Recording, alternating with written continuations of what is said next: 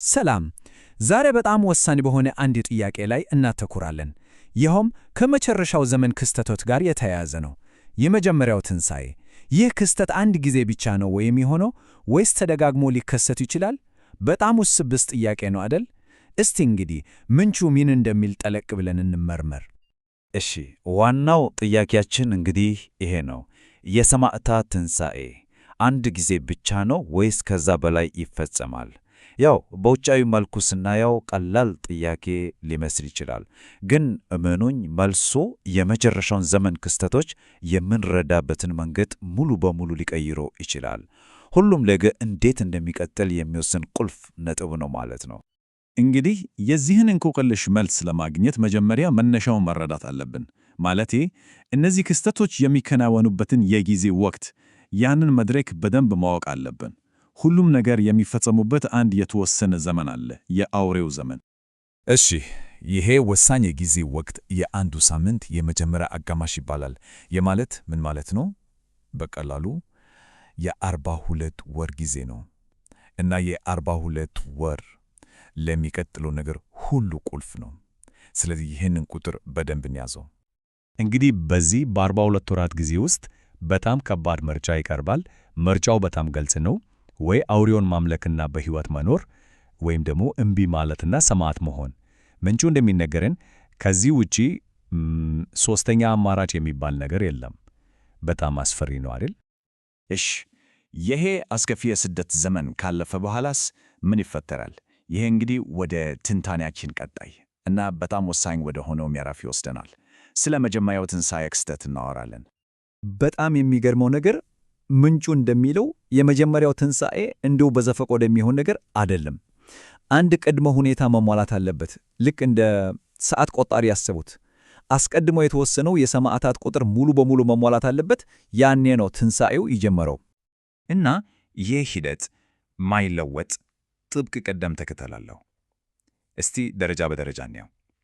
አንደኛ፣ የተወሰነው የሰማዕታት ቁጥር ይሞላል። ይሄ የመጀመሪያው ነገር ነው። ከዚያ በኋላ ሁለተኛ፣ ሰባተኛው መለከት ይነፋል። ወዲያውኑ ሦስተኛው ደረጃ ይከተላል። የመጀመሪያው ትንሣኤ ይፈጸማል እና በመጨረሻም ሁሉም ሰማዕታት በአንድ ላይ ወደ አየር ይነጠቃሉ። ቅደም ተከተሉ ይሄ ነው። እንግዲህ ወደ መጀመሪያው ጥያቄያችን እንመለስ። መልሱ አለው እዚህ ላይ። እስቲ አስቡት፣ ቅዱሳን በሙሉ ከተነጠቁ በኋላ ምድር ላይ ምን ሊቀር ይችላል? ይሄ ነው እንቆቅልሹን የሚፈታው ቁልፍ ጥያቄ። እዚህ ጋ ነው ዋናው ነጥብ ያለው። በደንብ እናስተውል። ምንጩ እንደሚለው ከመጀመሪያው ትንሣኤ በፊት ምድር ላይ ሰማዕት ሊሆኑ የሚችሉ ቅዱሳን አሉ። ግን ትንሣኤው ከተፈጸመ በኋላስ ምድር ላይ የሚቀረው አንድ አይነት ሕዝብ ብቻ ነው። እነሱም አውሬውን ያመለከኩና ምልክቱን የተቀበሉ ብቻ። አንድም ሰማዕት ሊሆን የሚችል ሰው አይቀርም ማለት ነው። ሁሉም ወጥቷል። እና የወሳኙ ነጥብ ማጠቃለያ ይህ ነው። ከመጀመሪያው ትንሣኤ በኋላ በምድር ላይ ሰማዕት ሊሆኑ የሚችሉ ሰዎች ካልቀሩ ያ ማለት ከእንግዲህ ሌላ ሰማዕት አይኖርም ማለት ነው።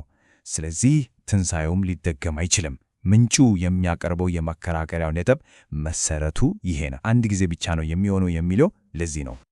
እሺ፣ ትንሣኤው አንድ ጊዜ ብቻ ነው ብለን እናስብ። ግን ለምን ይሄ ጉዳይ እንዲህ ቁልፍ ሆነ? ምንጩ እንደሚናገረን ይሄ አንዱ የጊዜ ጉዳይ ብቻ አይደለም። በጣም ጥልቅ የሆነ መንፈሳዊ ዓላማ አለው። እስቲ ያንን እንመልከት። እንግዲህ ምንጩ እንደሚለው ይህ አንድ የትንሣኤ ክስተት 4 ትልልቅ መንፈሳዊ ዓላማዎችን ያሳካ። አንድ በአንድ እናያቸው። አንደኛ፣ ማረጋገጫ ነው። የሰማዕታቱ መሥዋዕትነት የእግዚአብሔር ትእዛዛት ትክክልና ሊጠበቁ የሚችሉ መሆናቸውን ያረጋግጣል። ሁለተኛ፣ ማጽደቅ ነው።